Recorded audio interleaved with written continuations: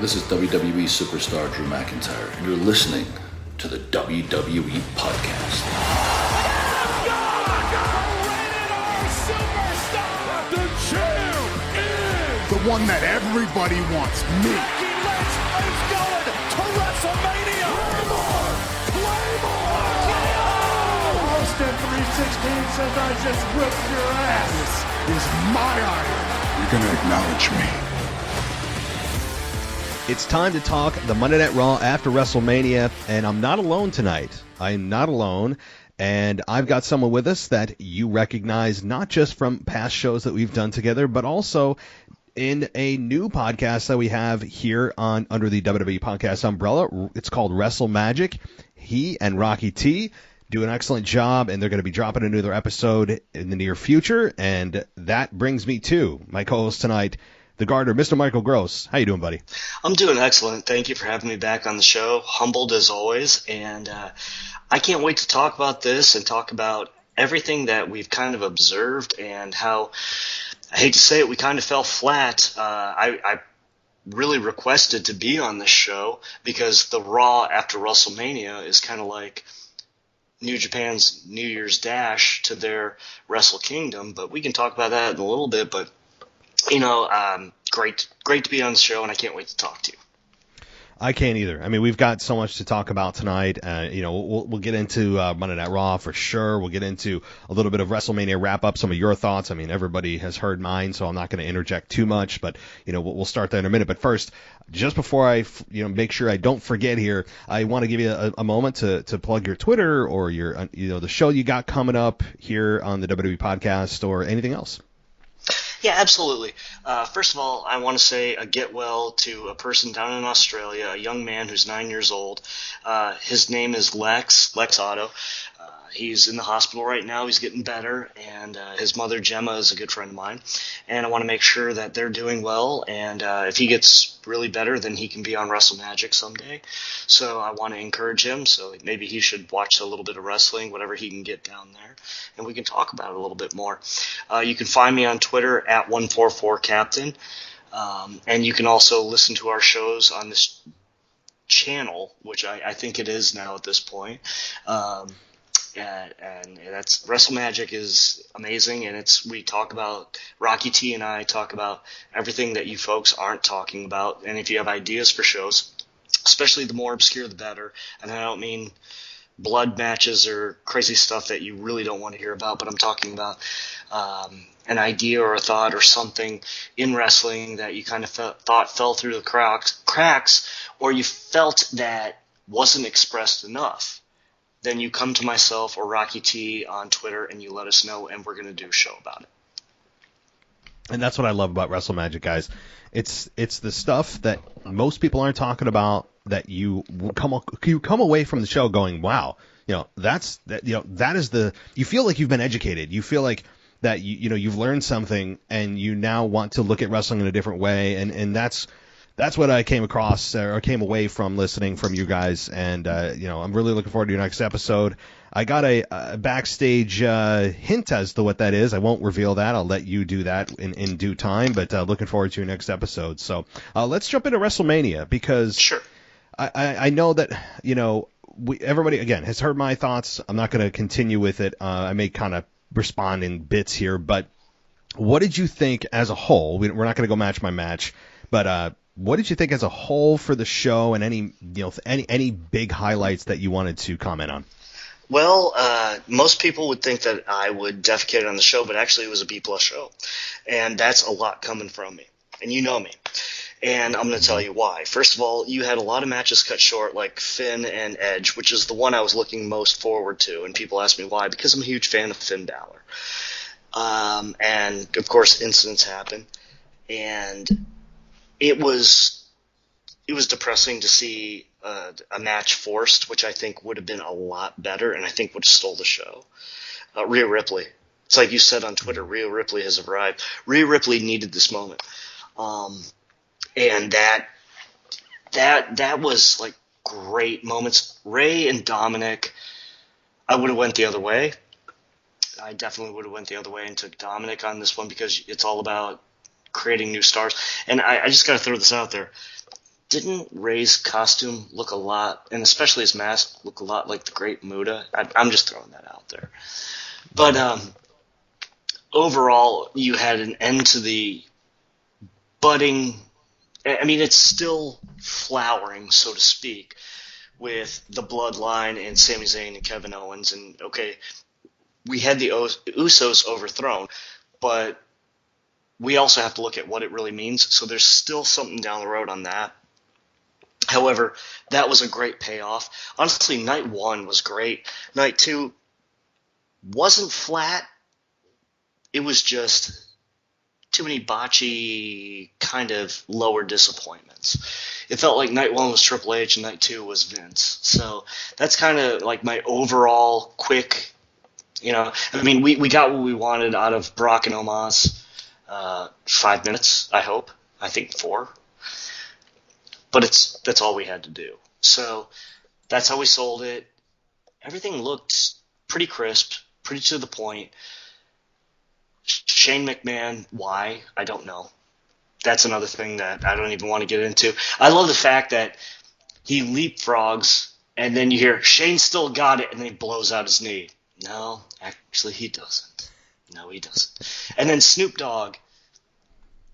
I mean, you can't call an audible in the ring without Vince's permission or supposedly Triple H's, but really it's Vince's, and Snoop Dogg just did it and saved it.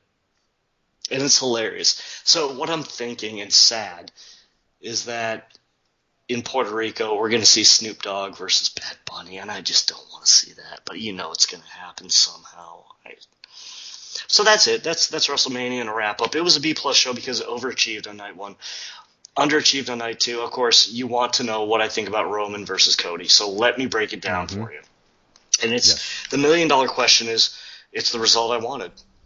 It's the absolute result I wanted. We all knew that Cody was going to win the Royal Rumble, but it fell flat. It fell so flat. Everything from Cody coming back has fallen flat. So now they're trying to build that same story. Problem is they already built that story with Sami Zayn. We have talked this in the face till we were blue. So I don't really think that Cody's going to dethrone him for a while. And everybody's like, SummerSlam? No, I think it might be longer than that. And I think there might be other challengers along the way. And I think that obviously with what happened tonight is going to be the roadblock to keep Roman off the road for a little bit. And I think there was a little bit of talk with Paul Heyman talking to Roman Reigns tonight on Raw about how Brock usually takes a lot of time off after WrestleMania. I think that Roman's going to mimic that. There was some underlying storytelling there. But we can get to that in a little bit. Yeah, and good points. And again, I'm not going to go into my thoughts on it, other than just to ask you, ultimately, so do you think Cody's the one to defeat Roman? Do you have any idea who, if you were looking at the roster today, just today, and saying, it's got to be this person, they'd probably do this person. Do you have someone of who it will be? You put me on the spot like that. The only person who's credible enough is Bobby Lashley. Yeah. Honestly, the only person who is credible enough to take out Roman Reigns is Bobby Lashley. He was credible enough to take out Brock Lesnar. So you have to look at, okay, who can defeat a beast? Only a beast. Remember Clash of the Titans from 1980, not that 1909 or 2009 stuff. A Titan against a Titan is the only answer. So, I mean, Braun Strowman, they didn't know what to do with him when they released him a long time ago because they had him beat so many people. Then they're, okay, we don't know what to do, so let's just let him go. And then they bring him back, and they don't know what to do with him. I can't put him in that position because they haven't put him in any place where I can see him as a single star or any place where he has credibility against somebody of that caliber. Because either he barrel rolls him or the fans don't buy it. I don't buy it, do you? No, I mean, the support for Cody has been authentic. It's been sustainable, which I didn't think it would be. I figured the fans had kind of, agreed, through the honeymoon phase already with Cody, and they haven't. And Cody's, he's done a great job. Whether you love him or hate him or whatever, the fact is that the fans continue to support him pretty significantly. There's not a whole lot of mixed reactions. We don't have the bipolar problem that we did with John Cena or the big dog character with Roman Reigns for 6 years. Like, this is a very sustained support for Cody, and that's encouraging if you think that Cody could be the one eventually, as you said. We could be looking at WrestleMania 40. It probably is. It's logical to think that we could be another 364 days away from Roman Reigns actually being defeated for that championship in Philadelphia. I don't know who it could be. Okay, it could be Cody, could be Seth, could be The Rock. Who knows? That's a whole nother conversation. But I want to dive into Raw, right? Let's Sure. get to those all important results, and then we'll go through some of the details of it.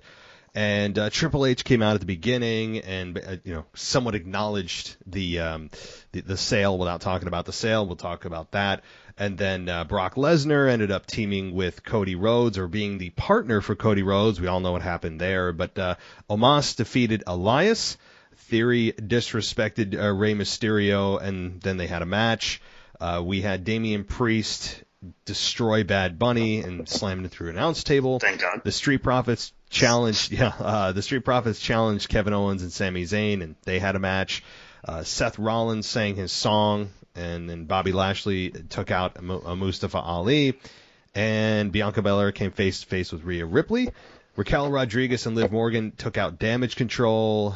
Riddle returned and surprised The Miz in a match in which, everyone's beating The Miz these days. Thank God. Then we had, I know, and then we had a match that didn't happen, that often WWE doesn't advertise a mass. This really is almost WrestleMania caliber, a match, and promoting it heavily throughout the show and then not delivering on it. And there's an argument to be made whether or not they should have done that, or if that was a bad move on WWE's part. We'll definitely get to the main event, but overall, before we get into the details here and kind of go chronologically, how did you?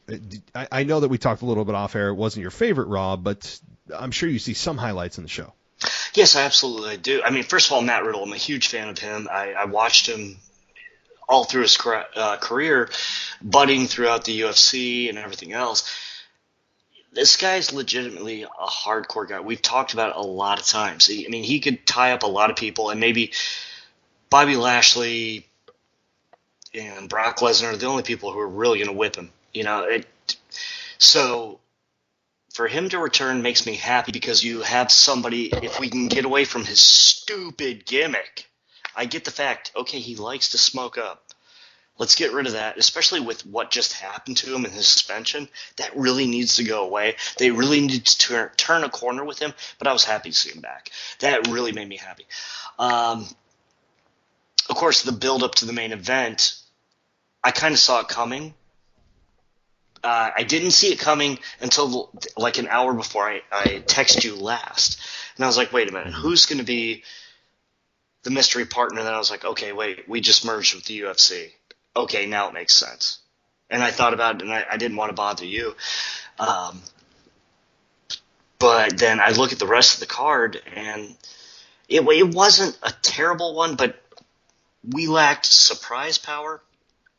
We lacked a lot of star power. We lacked just a really great show. Like, usually the Raw after WrestleMania is like the biggest Raw in the world. It's the American version of New Year's Dash for New Japan Pro Wrestling. And that's why I personally requested this show. And what I can say about it is, while it wasn't my favorite, we did have some entertaining spots. I do think that if Triple H says he's going to make a major announcement and comes out and speaks for 45 minutes uninterrupted, he should probably actually make an announcement. Did you notice he didn't, really? I thought the same thing. I'm glad you brought that up, because he came out, I'm like, all right, he's going to announce that Roman is being stripped of one of the belts. It's been a year. The contract for that unification was only a year. Some kind of weird stipulation on bringing a world title back to Raw. I thought that was, yeah. And it wasn't an announcement. It was just kind of like, hey, it's me, and thanks, everybody. And by the way, we know that WWE was sold, but nothing's changing. That's it. That's all he said. He didn't even announce it was sold. All he said was, things are changing, but nothing's going to change. But then we find out later that lasted about an hour backstage, right?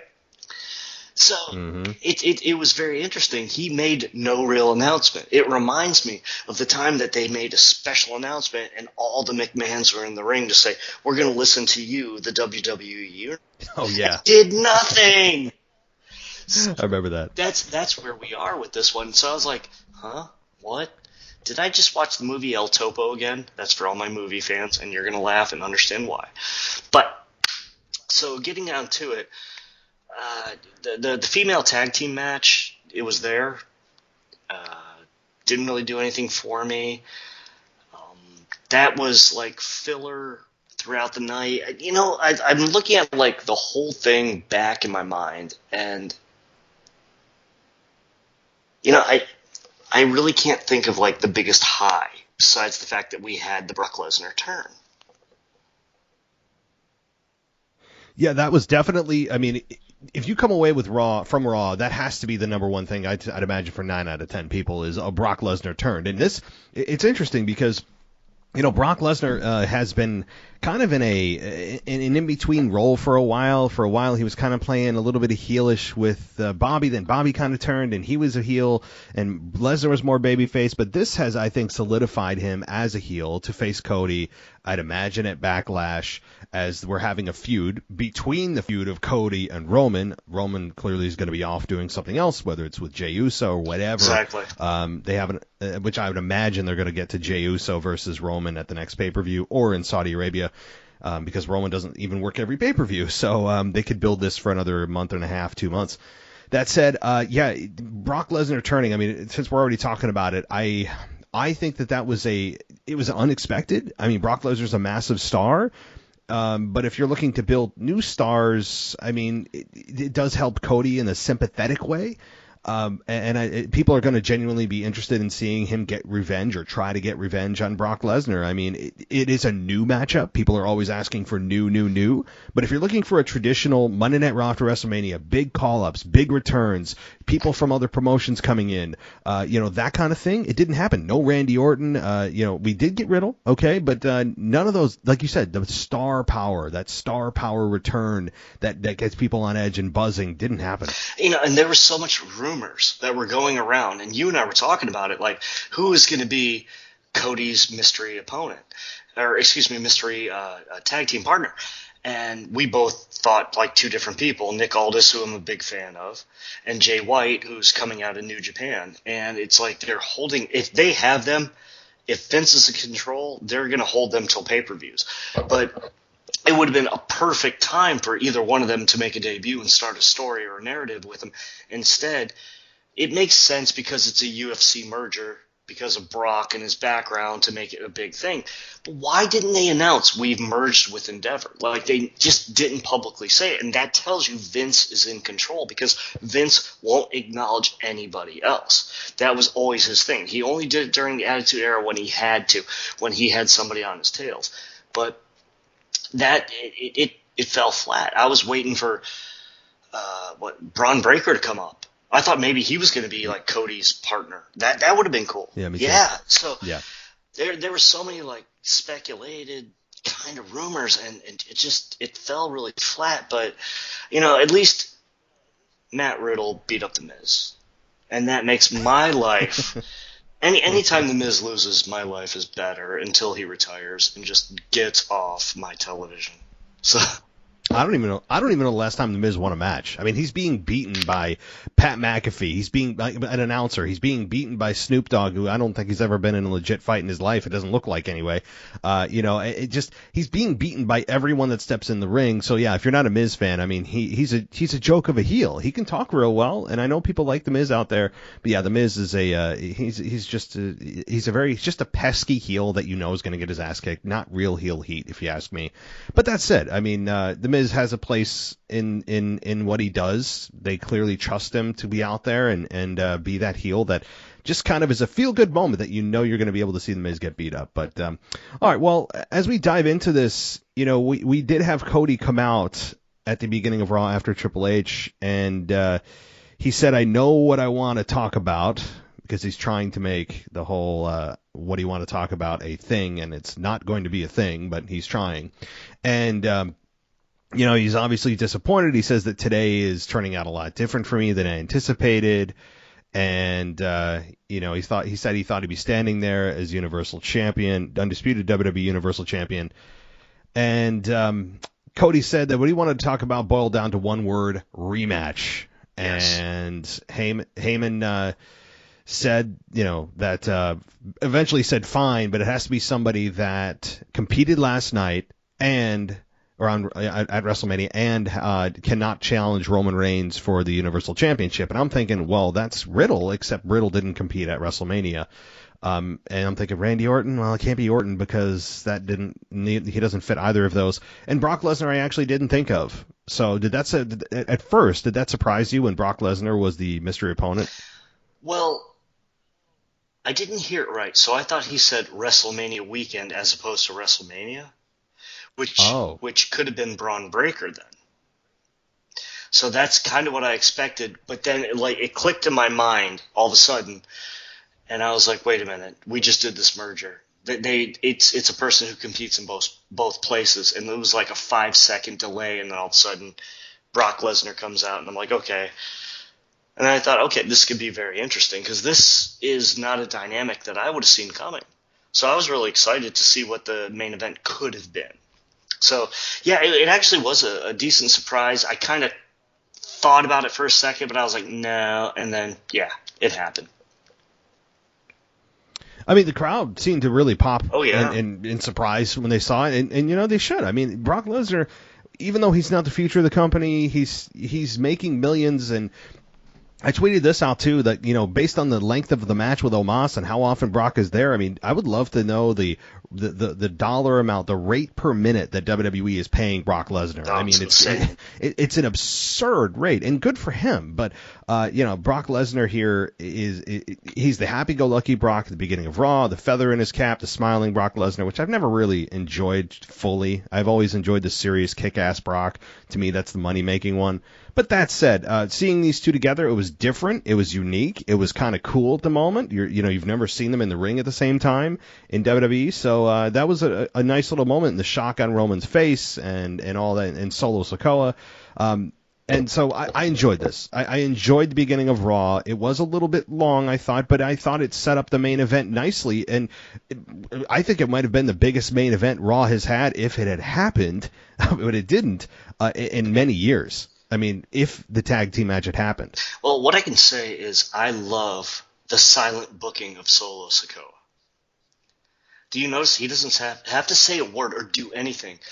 All Paul Heyman has to do is put his hand on him. It is so beautiful.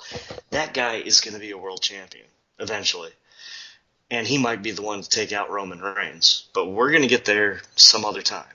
It's not going to be today, but some other time it's going to happen, where there's going to be a story where they clash head to head. It has to happen because there's something really built with Solo Sikoa. And just the fact that he looked surprised, but he didn't look scared of Brock Lesnar. That's what we call ring psychology. It's ring psychology and ring presence. Two different things. And ring psychology is that was ring presence, not ring psychology. Ring presence is who you are, your character, and how you personify it, and knowing how to build it and build heat and be everything to the crowd. Whereas the ring psychology is knowing where you are in the ring and building your story and your match. And he is killing it. He is absolutely killing it. And I see that they really see a lot more for him down the road.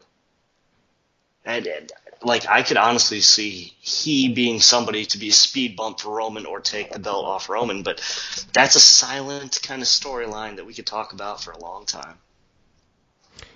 It's fascinating, with Solo I feel like Solo is a bigger star than he has any business being, just because, and I mean that in a respectful way, because he hasn't said a word, and yet what he's thinking, and you know, or at least we think we do, and you know that he's just a legit badass, and he's fit so perfectly into the bloodline. So yeah, I would agree that he is a future world champion, or at the very least challenging Roman Reigns for that championship at some point in 2023, even maybe, dare I say. But all right, well, let's get into the actual match that happened next, and that was Omos and Elias. Omos goes from Brock Lesnar back to just on the hamster wheel doing squash matches, and Elias got zero offense. This was under 2 minutes, and Omos gets the victory. Thoughts? I flushed the toilet and I washed my hands. Let's be honest. It was an opening match just to show you that you had some wrestling after 45 minutes of an opening segment. With Omos, so you try to build him up again for what? They don't know how to build giants. They don't know how to use giants or utilize giants anymore. And it's because it's a more athletic wrestling product these days. So nobody wants to see the punch kick unless you're Bruiser Brody number 2, and trust me, people, Sheamus is not. You do not have that it factor of being a giant. So that's why they let Strowman go, and then they thought they'd push everything into, Aziz or whatever, and now he's back down in NXT, and Omos, and these guys, they can't wrestle, they can't do anything. It was cool in 1970 when you were special attraction, you could slap people around and wrestle for 2 minutes, but now no one cares. So I don't know what they're going to do with Omos, and you've got one of the hottest mouthpieces in MVP, who should be doing a lot more rebuilding his hurt business and getting talented wrestlers like Shelton Benjamin back together with Cedric. They could be people who did what AJ Styles did for Omos earlier and kind of be the working coaches. But at this point, I don't even know what he's doing in a match on Raw. If you're a special attraction, you're a giant, you have to build up to that. Okay, you're going to squash Elias. Well, who hasn't beaten Elias? Maybe Ezekiel. That's about it. So, thank you. You knew I was going to go there. Yes. Come on. That's great. Yes. So, and the thing is, it was a heel versus heel match. Where are we going with this? This is slop. Yeah. That's Vince booking. Let's get him out there, pal. Let's have the giant squash somebody. Well, you never beat anybody, but we'll give you a pay bump. And it's sad, but did you ever notice that Omos is Soma backwards, which was all the bad pills that made everybody sleep when they were wrestlers in the 90s who were hooked on drugs? Just throwing that out there. No, I did not make that connection. I just thought, you know me. I do, and I'm waiting for a food reference, so that's coming. It's coming. It's I would hope in the next hour. Okay. Okay. So I mean, my thoughts on this look like it's hard to get positive about this when, again, everyone's beating Elias, everyone's beating Chad Gable. I mean, Chad Gable's also kind of your resident enhancement talent sitting in the back, which is sad and a whole nother conversation. But this was just kind of Omos taking like 5 steps back from having a match with Brock Lesnar at WrestleMania to just back to having a minute match of squashing people. It did nothing other than just kind of set back Omos. I think it would have been better for Omos not to be on the show at all, and just keep in the minds of fans that, Omos, that's right, he beat Brock Lesnar, and now he's back to doing what? I mean, so I think there was a negative for Omos if you are looking to build him further or whatever. It's a negative for me for him to be here and squashing people, because we've seen that, been there, done that, and it's like, that's what you do when you're starting off, not when you've gone to WrestleMania and had a match with one of the biggest stars in pro wrestling, and then you're just back to just doing this. I don't know. Wasn't a fan, but all right. So the next match here, U.S. champion Austin Theory versus Rey Mysterio. Did you have some thoughts on this one? It was okay. It was a good match. I actually probably would have saved this for the next pay-per-view. I would have built to it. I would have had it a little bit more sloppy, but I didn't like the whole end. I don't like Bad Bunny. I know what they're doing with him and everything else. I love Damien Priest, and I really love what they're doing with Dominic. And I know that Ray is towards the twilight of his career. but he still has it. And the match was good, but I think I would have saved it for a 5-star banger in Puerto Rico. And I'd just keep Bad Bunny off my television. I'd have him way up in like gorilla position, like coming out and talking as opposed to being ringside. I know he's supposed to be the host for everything in Puerto Rico and everything else. First of all, I'm not a big fan of Puerto Rican wrestling ever since Bruiser Brody got stabbed to death, but that's a whole other thing. But I love the fact that Damien Priest is Puerto Rican, and they are building a story there. They are. And if they're trying to break up Judgment Day, it's too early. I honestly, I know that sounds really weird, especially with Finn being injured. I think that Finn being out is going to be the best thing for them, and Dominic taking over or Rhea taking over, and then Finn coming back and feuding with them with Edge. Like his head being split open made him realize he was making wrong decisions. But back to the actual match, it was a great match. But I know that they could put on a way better banger on a pay-per-view. So I would have savored it. I would have kept this to a 2 or 3 minute and then had the interference, but I would have had Bad Bunny, like I said, not at ringside, like maybe as a backstage person who came out and kind of talked a little BS or something like that. There's better ways to spin it, but, that's what I thought. Yeah, I mean, the match itself, as you mentioned, they could have easily had a 20-minute classic just based on their styles, based on the in-ring general skills that Rey Mysterio has and the athleticism of Austin Theory, and they're both really good in the ring. I mean, I think they would absolutely have a classic, but this was a 9-minute match and non-title, and it was really just meant to build up a match for Backlash, which I think is going to be, if I was to guess, Dom and Damien Priest in a tag team match against Rey Mysterio and Bad Bunny. I would imagine it's that looks like to me what it's going to be, and they're in Puerto Rico. For sure they're going to have Bad Bunny in a match. They've pretty much all but said it, and especially this confirmed it on Monday night. And the players in the room here, I think, are Dom, Rey, Damien, Dom. And I don't see. I think Austin Theory is going to be off doing his own thing. I don't think he's going to be involved in this. He seems to be kind of just on his own path, and so that's my guess. And Bad Bunny, he also is good in the ring, but I from what I hear about the Puerto Rican fans, they take wrestling almost to a level of seriousness that's dangerous. Yes. And as you alluded to with that, I mean, I don't know how it is today, right? Like, I don't know if the Puerto Rican fans still take it that seriously to like try to injure the wrestlers, but I would imagine the passion is still there, but maybe the humanity element has sunk in of like, hey, we probably shouldn't try to kill these guys. It's not, I don't know. But it's a different culture down there. I think that there's a huge difference between a WWE event versus a World Wrestling Council, which is their big promotion down there that Carlito's dad, Carlos Colon, owns. Carlos Colon doesn't really care, or he didn't really, as far as promoting safety as well as Vince McMahon would, or WWE. So you're going to have security and you're going to have ambulances and everything else, whereas, in the old days with the World Wrestling Council, which still exists, they don't have all that money for all that production, so good luck.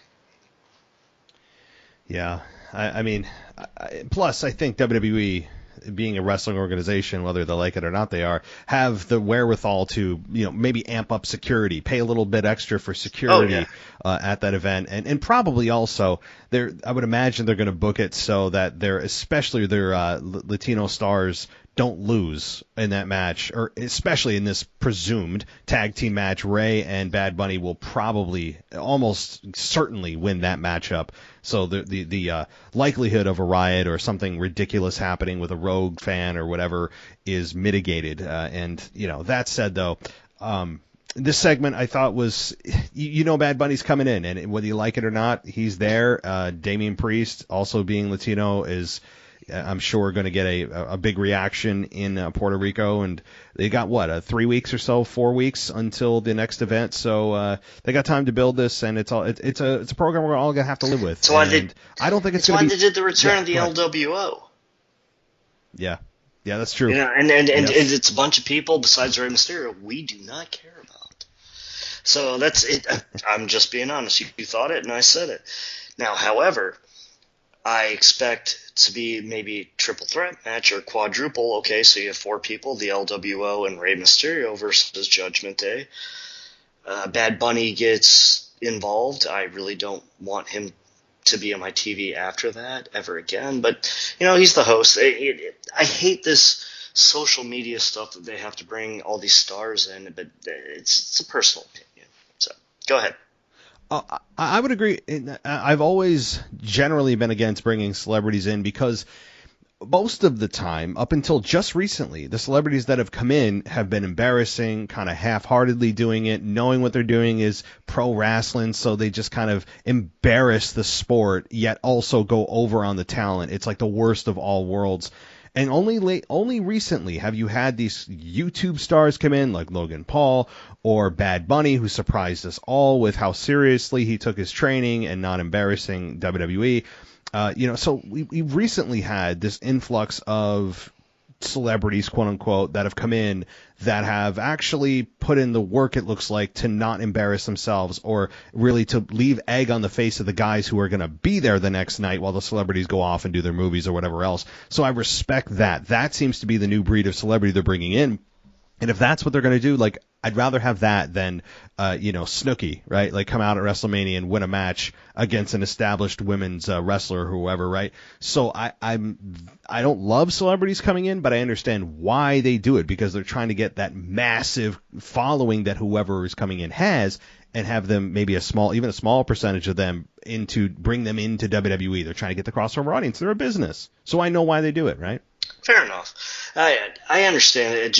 It was something when I was young, like the old WrestleMania 5 or 6 days. That's why I got hooked on NWA and WCW. I got tired of all the celebrities, and I just wanted to watch wrestling. And it was so sad when I saw so much more pageantry and so much more hype of who was going to be somewhere as opposed to actual in-ring action. But, yeah, I agree with you. If somebody can actually keep up, do it, and not embarrass themselves and actually come back a second time. I can't argue that Logan Paul is terrible in the ring. He's not. He's better than The Miz. Everybody is. He's better than a lot of people. And, his only thing is he needs to learn how to sell, and he needs to learn a little bit more facials. And, yeah, he could be a real wrestler. But the fact that he was like a YouTuber and everything else, it still detracts in a weird way. If you're a wrestling purist or historian like me, it just detracts in a weird way. It's like watching, a tough guy, Bull from Night Court. I loved Night Court back in the day. Watch him, and they actually had an episode where he was a wrestler, and he didn't like it. But watching Richard Mall actually get in the ring and then beat, like you said, established stars, but he was actually good at it, and then he keeps doing it, and you're like, wait a minute. It says hokey for the whole product. It was maybe it's my age. I don't know. Well, no, that's the thing, and the biggest problem I've had. There have been a few celebrities that have come in and have been laid out by the wrestlers, but more often than not, the ones that have come in outside of Logan Paul, Bad Bunny, and maybe on one or two others recently, they have usually been the ones to go over on the wrestlers and make them look like fools. It would be like, us going into, a wrestler going into a football game, like an NFL game, and, going into their Super Bowl and then, getting the game-winning touchdown and, effortlessly. It makes everyone look like fools. And generally I've been against celebrities coming in, but, all right. Well, I think I've made my point. But okay. Next up, we get Zayn and Kevin Owens coming out, and The crowd was really hot for them, as expected. I do like the title change here. It makes sense, especially if you're trying to get to Roman J, which, I keep thinking is next. We'll see. And Zayn said he knows that LA likes to celebrate. And Owen said that sounds pretty good, and said nothing like celebrating with a good fight. But the Street Profits come out, and they got a good reaction, but I don't think the fans seem to be super into the concept of the Street Profits and Sammy and Kevin fighting, because they like the Street Profits, they love Sammy and KO. It's kind of a weird dynamic when you put baby faces together, because the fans are kind of forced to choose, and it's like you sometimes don't want to see baby faces fight one another. But the match happened, and what'd you think? Well, Montez Ford's best work is when he's going to be a heel. I'm going to spin this whole thing on one position. The fact that they did this to say that Street Profits, everybody thinks that Montez Ford's going to be this big star. And if he is, then you got to go against two established stars. And I feel bad for Angelo Dawkins. However, Me too. I still don't think Montez Ford is ever going to break the glass ceiling. I don't think he will. I never think he will. If he does, it's 10 years down the road. It's never going to happen, folks. But getting down to it, the match was great. But you have baby faces versus baby faces, just like we started the show with heels versus heels. Yeah. Nothing here makes sense. Who do you think's booking? So We'll get to that, yeah. So what it's coming down to, though, is something Rocky T and I were talking about earlier today. Did you notice everybody's ring attire? No, tell us. So you had most of your baby faces wearing black, and you had most of your heels wearing white. And you had Cody coming out in purple and Corey Graves wearing purple. Now, people don't think about stuff like this, but directors, if you're a good director, you put things in there like that because you want people to see different things and put it in their mind before they accept it. Now, the person who did this in wrestling the most was Randy Savage. If he was going to lose a match but turn into a babyface, on his way to the ring, he would wear a white hat or a light-colored hat. But if he was going to go into a match and turn into a heel, he would wear a dark-colored hat or a black hat. Purple is usually reserved for something dark like The Undertaker. So, are we supposed to see something dark between Cody? Well, we did, because Brock turned on him. We see baby faces versus baby faces with Sami Zayn and Kevin Owens, and they're wearing black. Does that mean that they're going to turn face, even though they won the match clean? It's interesting psychology. It's some kind of subplot that directors put in your mind. Now, with the match itself, it was great. It was phenomenal. A lot of high spots. Your typical today's wrestling. I still do not see Montez Ford as the guy. I don't see Montez Ford as Sami Zayn. I don't see Montez Ford as Kevin Owens. I don't see him ever challenging Roman Reigns. I don't ever see him challenging anybody that you can say is just the top dog today. I can't see Montez Ford against Brock Lesnar, Bobby Lashley. Do you realistically see that? I mean, it's difficult right now. He is, but the thing is, people look at him as he's got a lot of charisma. His athleticism is insane.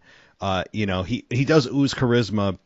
His promos can be a bit wacky and a bit kind of misdirected and scatterbrained. So, I mean, he does have that unfortunate, flaw. But in the ring, he always delivers, and he does have something different about him. And I think that's what people are using to go, wow, when they break up, he's going to be the star of the group. And he very well may be. But I don't think maybe people are realizing that, okay, he'll be the star of the group, but to what level? And I think that maybe that's the difference that you have versus most people is, yeah, he may be the star of the group, but that doesn't mean he's going to be challenging, like you said, for the world title. Here, this is the way a lot of people put it. They said, well, he's like Edge and Christian. And I'm like, no. They said, well, Edge was undersized, but he won world championships. Edge had way more charisma than him. Edge cuts way more promos. Edge has evolved. What we're dealing with the Street Profits is we have the New Day on the shelf, so we're just making a new Day. And that's what they're going to be stuck in if Big E never returns and Kofi and Xavier can't perform up to their levels. And so if they do get world title pushes, it'll never be up to their expectations, but the fact is, when you have that irritating, annoying, and you're mimicking a current gimmick, that's not good. That's what it seems like and feels like to anybody who actually spectates instead of saying, I'm buying into something new.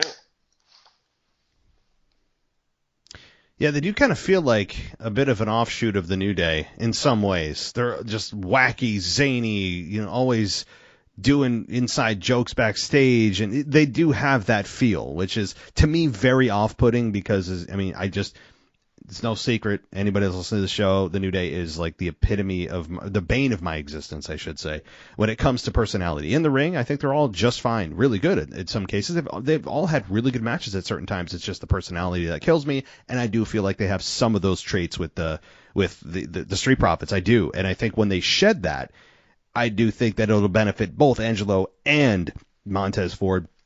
But anyway, bringing it back to this matchup, I think that, you're never going to get a really bad match out of these guys. Never. It's not possible because they're all very, very talented. So the match here with KO and the Street Profits was interesting to me that they just beat them somewhat definitively. There wasn't a whole lot of drama here, and that's interesting considering that the Street Profits won the night before in that really good, overachieving Showcase Fatal 4-Way Tag Team match. Yeah, and Street Profits wore primarily white, and Sami Zayn and Kevin Owens wore black. Just think about it for a second. Yeah. That those are the things, man. And I told you this off air. But it's like most people are just watching it kind of casually, especially if you're watching it live. It's 3 hours, commercials.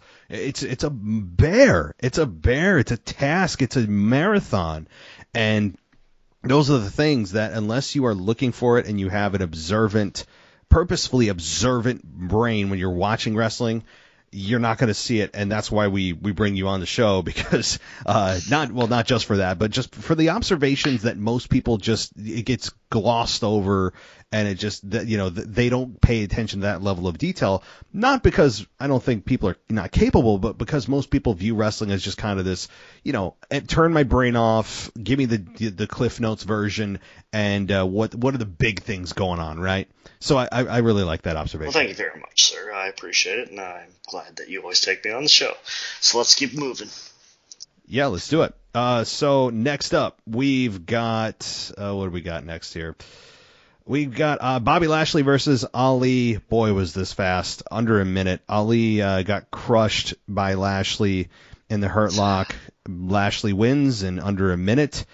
What are your thoughts on this? This is back to the Vince is back in control, because Ali's gimmick is the whole Bo Dallas believe.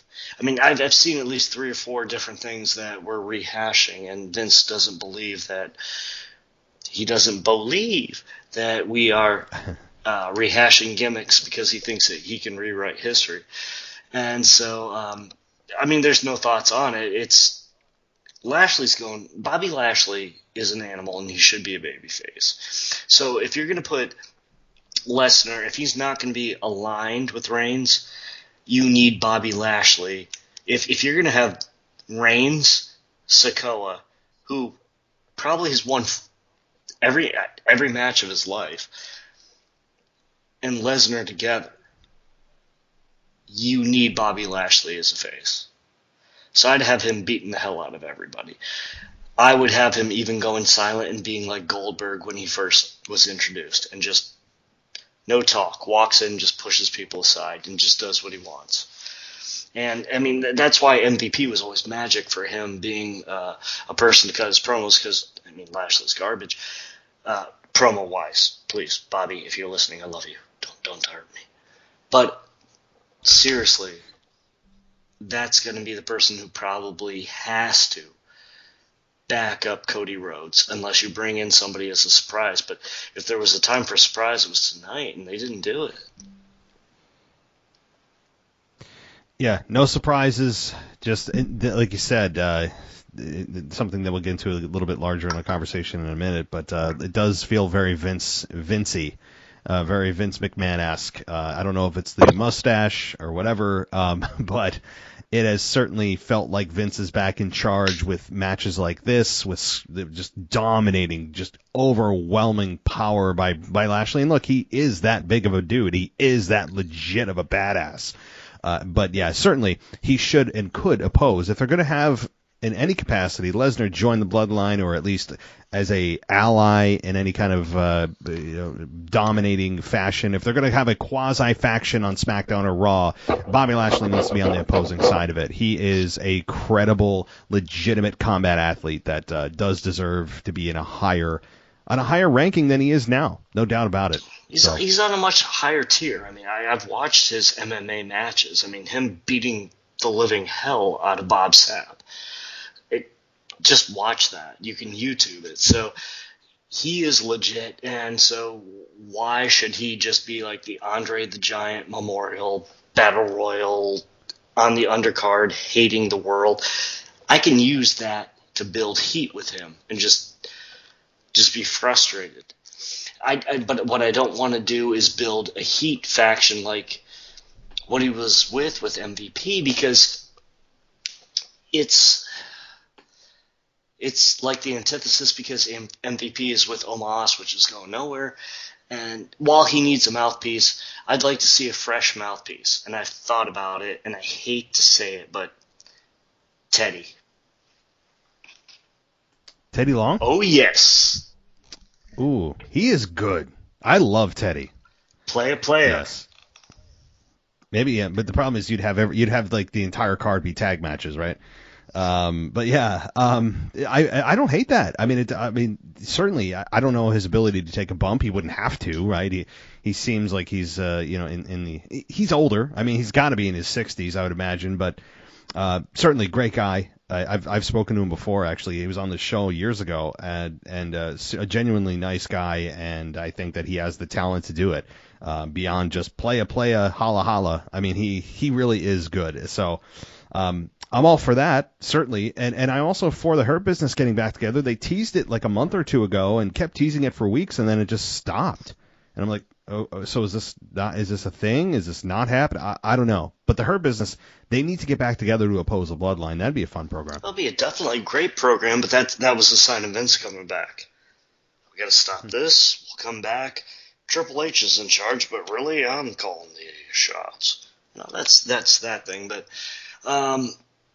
If you were to put together the Hurt Business, we got to get rid of Omos, because that guy, he has to go back to developmental for at least 3 more years. That's what I think. What about you? I don't hate that. Here's the thing, though. No matter how long he spends in NXT or developmental or wherever you send him, he's so big that you could work with him day in, day out, be dedicated for years. His limitations are what they are because he's such a big dude. He's never going to have the matches that we see on TV with most people. So, like, you're going to reach a maximum point, a ceiling with him that you can't cross because of his size. So, I don't hate it. You can work on promos there. I don't care what your size is. Your promos can, that's scalable. It doesn't matter what your size. His promos, his character, that I think is where he should work on, other than just trying to mimic a mountain lion and roaring. I mean, he's got the roar down. That's what he does. Like every 5 seconds is like try to imitate Mufasa. But like that's it. And I think the dude is imposing. He's got a great presence. But I do think that from a character perspective, he should go back developmental. But I don't think that you're going to get a whole lot more out of him physically, because he is what he is. Well, what I see in him is the same thing I saw when they brought Braun Strowman, was the fact that nobody'd seen him, which really we did with Strowman as being one of the goofballs that was falling around the rosebud. He was a rosebud. Yep. But we didn't know it because, they masked him, and we didn't care because it was more part of something else. It was pageantry. They don't want you to see this big surprise. So then they gave him to us so many times. He was the ninja. And he was the whole underground thing, which was so bad. So they hid whatever they had. And I think Vince was looking at the old territory way of doing things. That was part of the rabbit hole of his senility. It was the beginning that we could see, was just the fact that, okay, we think that we can just bring somebody out and they can do punch, kick, clothesline. But, man, this guy's worse than Sheamus in the ring, so no one's really buying it and no one's really caring. So with Omos, I need him really to go back to developmental, just disappear for 3 years, seriously, and come back as Omos, but he has to develop. And if he really wants to be a giant and be that big of a so-called badass, then yes, all of his matches have to be dark matches on NXT. He has to disappear. So when his reappearance comes, it's very special, it's very awesome, and make it like a Raw after WrestleMania, where you actually cared about it. And now he's showing you that he could work like Kane. Give me that. They should have had him working with Glenn Jacobs, because Kane was probably, Mark Calloway or The Undertaker is probably the best big man. Kane would be number 2. You could argue the two, number 1, number 2. Yeah. Kane can still do it. He should still be the coach for any big man, but he's a mayor, so things happen. Oh, Kane, yeah. Don't get me started on him as far as just like how underappreciated I think Glenn Jacobs is at times. Easily. Oh my God. Strongest, minus Mark Henry, strongest man.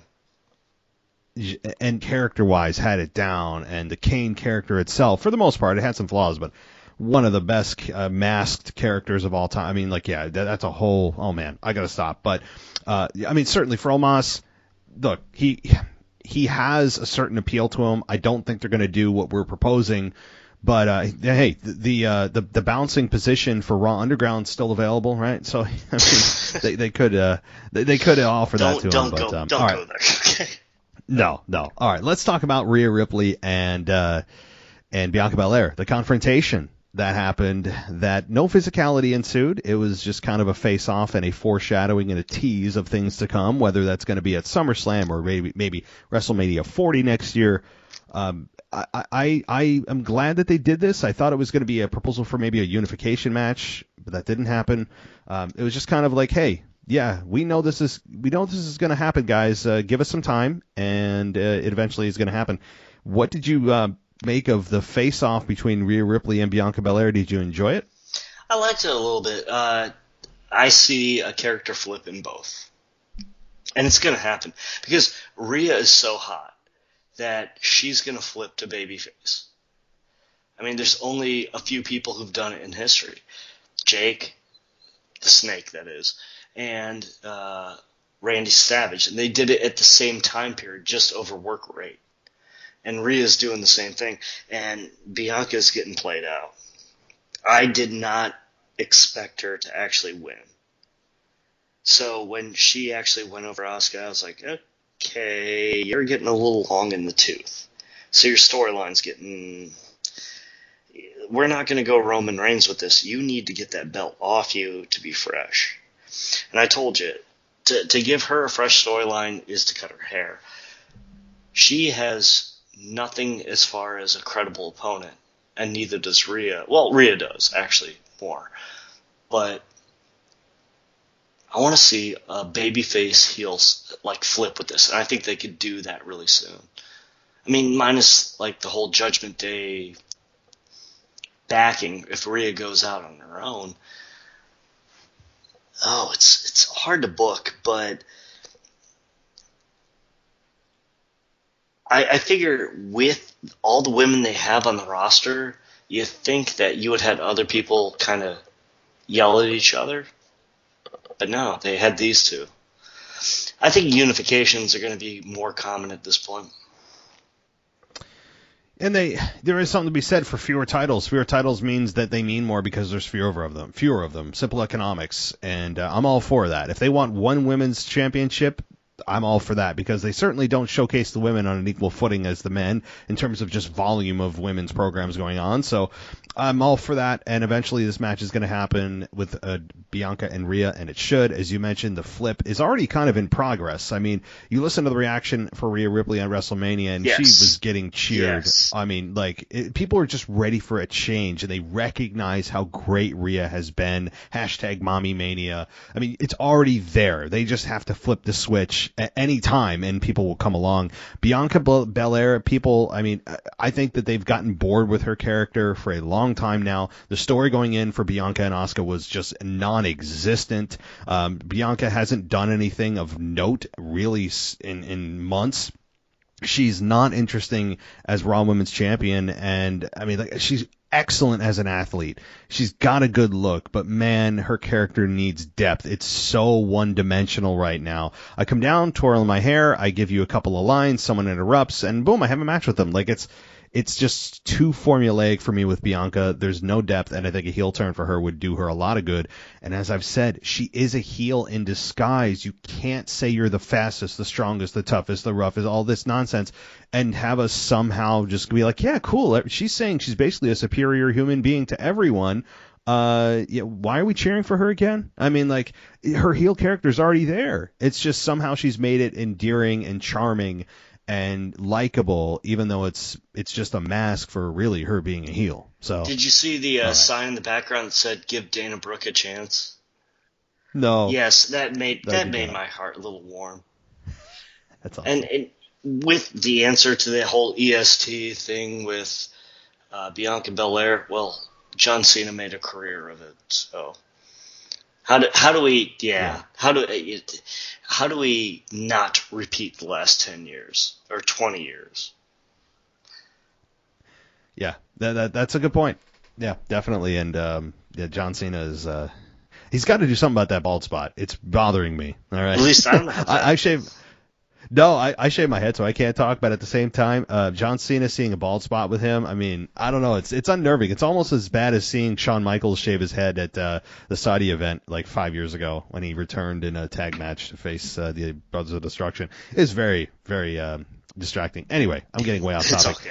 Next match, Dakota Kai, Io Sky versus Liv Morgan and Raquel for a shot at the women's tag team titles.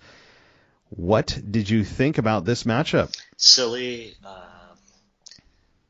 just kind of filler. It was filler. That's all it was.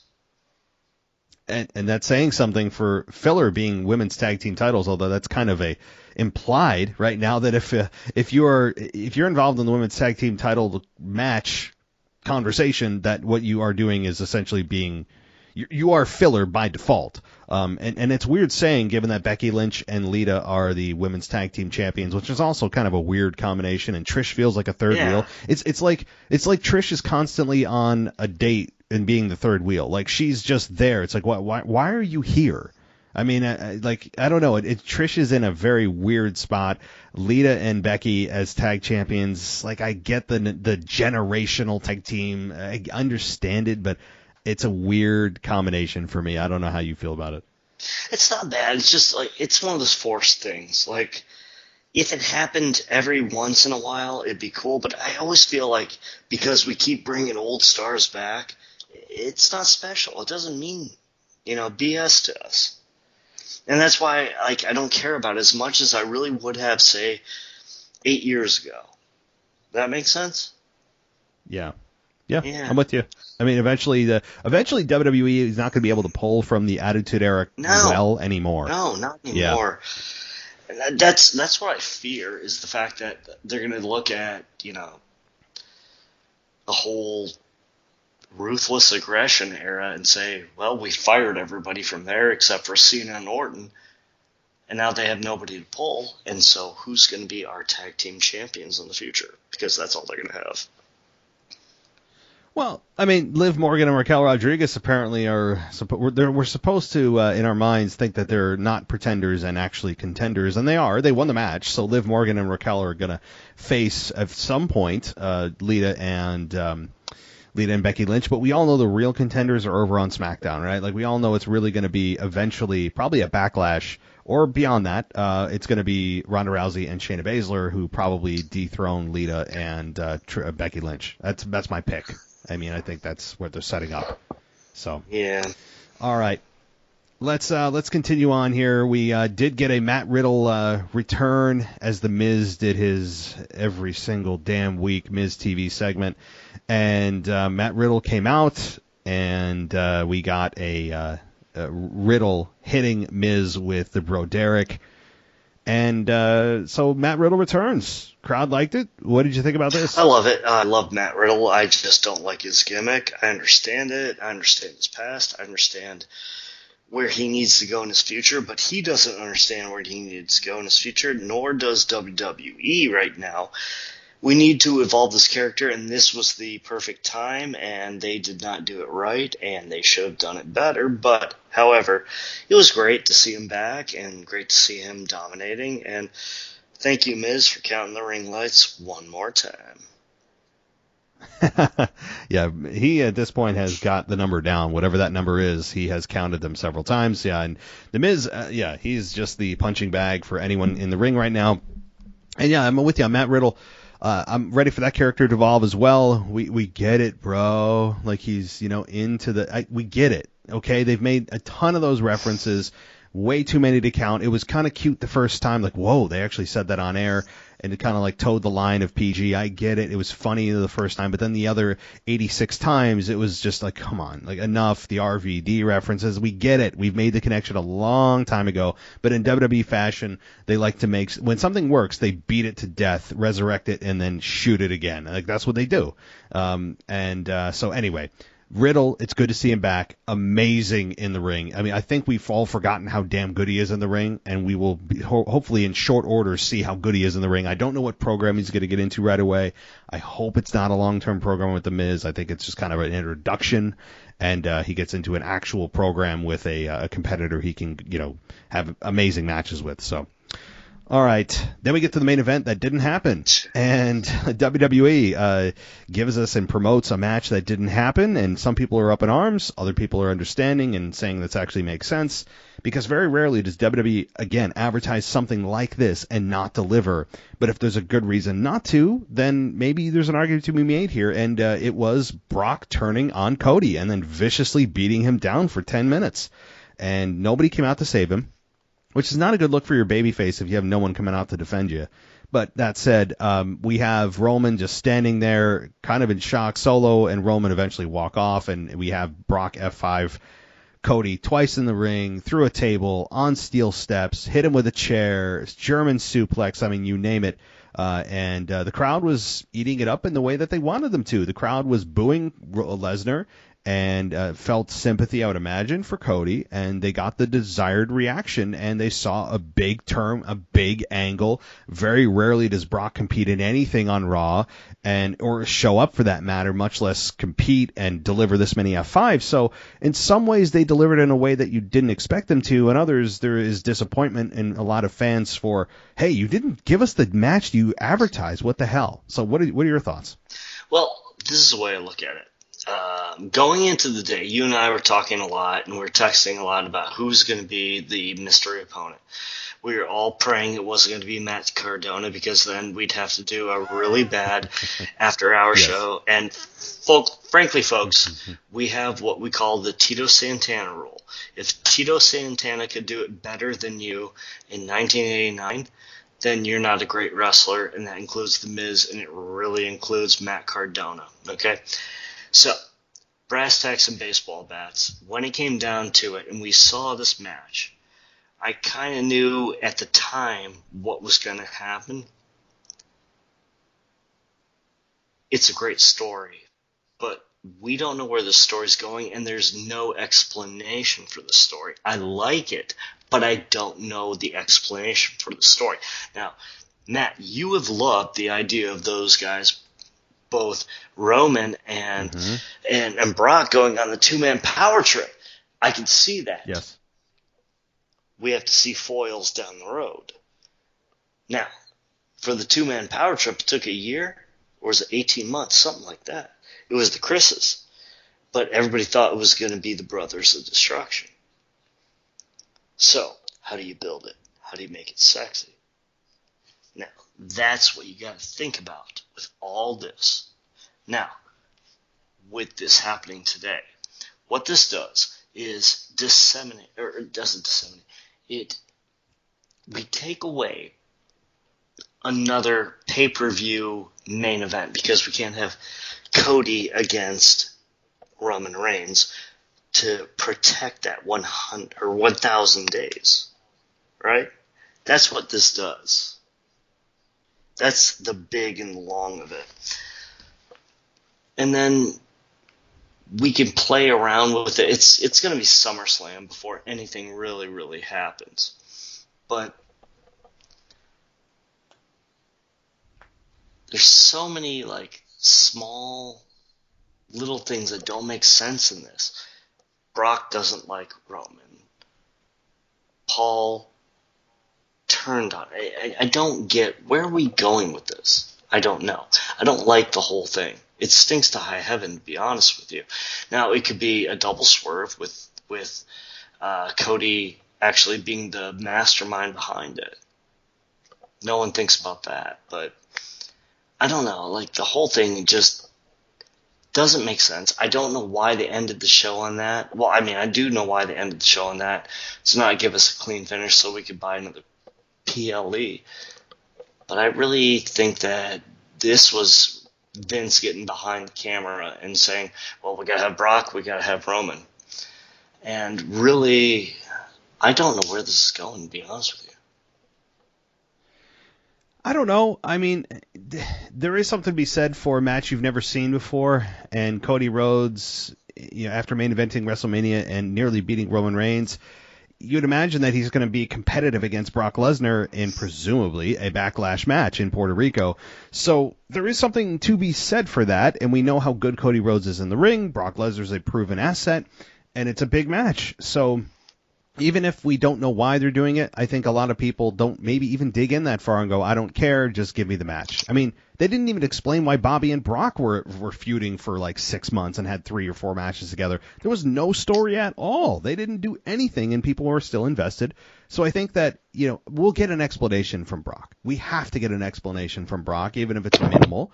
There's got to be something, because the old why, Brock, why, right? When someone turns heel, it's always why, insert name, why. You should give an explanation for this. I don't know exactly what he's going to come with. I don't know of any past connections they've had with one another.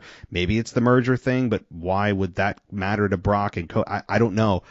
I just, like you said, I don't know why, but maybe we're not supposed to know why yet. We're going to know maybe on SmackDown or probably next week on Raw. I hate to think, but could you imagine in Puerto Rico, Brock comes out with his hair mimicking Bruiser Brody and swinging a chain? Imagine the heat. I didn't think about that till right now. Yeah, I bet you most people may not even get the reference. I mean, like, if you're an old school fan or you've been watching for 10, 20 years, you probably would. But some people, I bet you don't even know who Bruiser Brody is, right? Like, so to us, yeah, it'd be for a certain subset of the audience, we'd get it, and they may react. But I think the majority of fans, especially in attendance with their families and stuff, like, they'd be like, huh? What? I don't get it, right? So, all right. Well, that kind of goes up and down the card here for Monday Night Raw. On to what you've been talking about throughout the show, Vince McMahon. He said, I'm sure you saw the interview with his just creepy, bizarre mustache, is that when he was asked directly about creative, he said, at a high level, I'm involved, but when I get into the weeds, I'm not. So he's like, yes, but no. What do you make of that response? What do you think is truly going on backstage? He's full of it. He's full of BS. Yeah. I can't say it on the show, but yep, I got you. I mean, he's full of it. He's pulling strings. If you can't see everything that he's done, and he's making Triple H do, then you're kind of blind. But yeah, he's there. He's very there. And I'll save for an After Dark what my good friend who passed away said, which is the best thing for wrestling, and I can't say it right now. Mm-hmm. No, I hear you, and I do think the same thing's going on, and I think it's not just coincidence that WWE waited until WrestleMania was over to announce the sale and to kind of let everyone know, yeah, Vince, by the way, he's kind of back. We're going to tell you it's high level, it's not in the weeds, and make Paul Levesque look like he's in charge, but really it's Vince. So Paul may be actually head of creative, but if it still has to pass through Vince, then then it's kind of irrelevant whoever the head of talent creative is, because if it has to go through Vince, it doesn't matter because Vince is the ultimate say if that's what's going on. So it's kind of back to business as usual. It's like, oh God. And we've seen evidence of that over the last several weeks, not just past week. Like, it's been a period of time now since Vince left. It's been at least 3 months. He has had his stank on everything for 3 months, but keep going, sir. No. That's what I'm saying. It's been a period of time where we're like, that looks like something Vince would do, and we're like, nah, he's not coming back. And then all of a sudden, wait, they're being sold. Oh wait, Vince is back. Oh wait, Stephanie resigned. Wait, Vince is back as the executive chair. What does that mean? And all of a sudden, we saw this happen, and then wham, right before WrestleMania season, or right as WrestleMania season was getting going, it's radio silence. We heard nothing. And it just became very odd, and it's just a strategic decision on their part. As WrestleMania season ramps up, the biggest money-making few months of their entire year, everything goes quiet. Why? Because they want to create the illusion that all is well, nothing to see here, no changes, everything's good. They just stayed quiet. Which whenever a business goes quiet after all that chaos, there's a ton of crap going on behind the scenes you aren't seeing. So that's exactly what happened. Vince is back in charge of creative to I think a large degree. I don't think 100%, but I think it's a higher degree than what they're showing us. And and now they're sold to Endeavor. So wow, bam, they didn't even wait. So may I say a few things? So go ahead. Oh, thank you. All right, so. You know that I got out of the podcasting business with you for a little bit because I was so sick of the business because it was so bad by what Vince had done and how bad it had become before Triple H had taken over. Now, I don't think that Triple H is a godsend, but it was at least a fresh breath. And then we also had AEW, who was doing what I thought was Eric Bischoff, different bad decisions. At least it was somewhat interesting. I don't use the word entertaining because that was what kills the wrestling business. You're into wrestling, not entertaining. Okay? So, being into this, I got back in after I took a hiatus for about 6 months. I was back on Memphis Mark's show, and I talked for a bit, and I said, okay, well, Triple H now seems to understand what Memphis Mark and I and you and other people grew up with, territories and stories. The reason NXT was a success was because he did something different, and I'm talking about both William Regal and Triple H. Now, I'm not a Triple H fan, but he did things, and he believes in things that I do, which is booking independent, real wrestlers. So, since the 2.0 era, how much do you really care about a character? Or how much has one come up? I think it's been maybe 2 years. How much has anybody who's not established? I'm not talking about Johnny Gargano. He made his name. I'm not talking about Braun Breaker. Okay, his dad's a real wrestler. He's wrestled his whole life. I'm talking about any of their names that they've made come up to the real roster and done anything. There has been... Go ahead. Oh, go ahead. No, I can't, so go ahead. So, the stank of Vince McMahon destroying things in wrestling is terrible. And we all thought it was great when Triple H came back and he took over and he made things great and we thought it was going to be good again. We've been duped. Now, ladies and gentlemen, it's okay because we'll see with Nick Khan, who knows nothing about wrestling, books everything. What will happen is it'll go Disney style and AEW will take off, or guess what's going to happen? The rebirth of the territories. And then we're going to get some of the best wrestling of our lives. The best performances. It's not going to be the best paydays for the boys, but in the meantime, we got to get paydays for the boys, so we got to help them out. But we got to look at the future of wrestling right now, and I wouldn't say it's bleak, but I'm going to say if Mr. Mustachio is back in charge, it's not looking good. Yeah, I think until he's in his grave, Vince is going to have an impact. I mean, that's just the bottom line. I mean, that was the thing I was trying not to say. Okay. Well, it's true. I mean, it's true. And it's not anything anyone hasn't said before. Yeah, I mean, but the man who said it to me is dead. That's why I didn't quote it. Oh, there you go. All right. Well, I'm not dead, so I you say I'm quoting it that from my own brain, and I'm alive as far as I know. So, all right. Well, let's talk about one more thing, and that is, of course, the passing of Butch, obviously one half of the Bushwhackers. Butch Miller. I know that Butch Miller. Yeah. Okay. So go ahead. If I could. Okay. So Butch Miller was one half of the Sheepers. Most fans know him as the Bushwhackers. Look, these guys were super talented, super bloody. They were one of the best brawlers that you'd ever see in history, but you would never know it if you saw them in WWE rings because they were rebranded as the Bushwhackers. They came out as like special needs people. Vince McMahon's vision is that they were going to be special needs. And they licked people. If I was a fan and I got licked, I would probably flip my lid. But yep. Brass tacks and baseball bats. Let's get down to it. These guys had some of the best feuds in their lives in Mid-South, UWF, Continental, everything else, but Butch now has passed. And it's sad. And he had a storied career, probably 40 years. That's my life minus 7.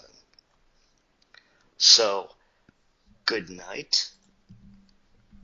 Thank you.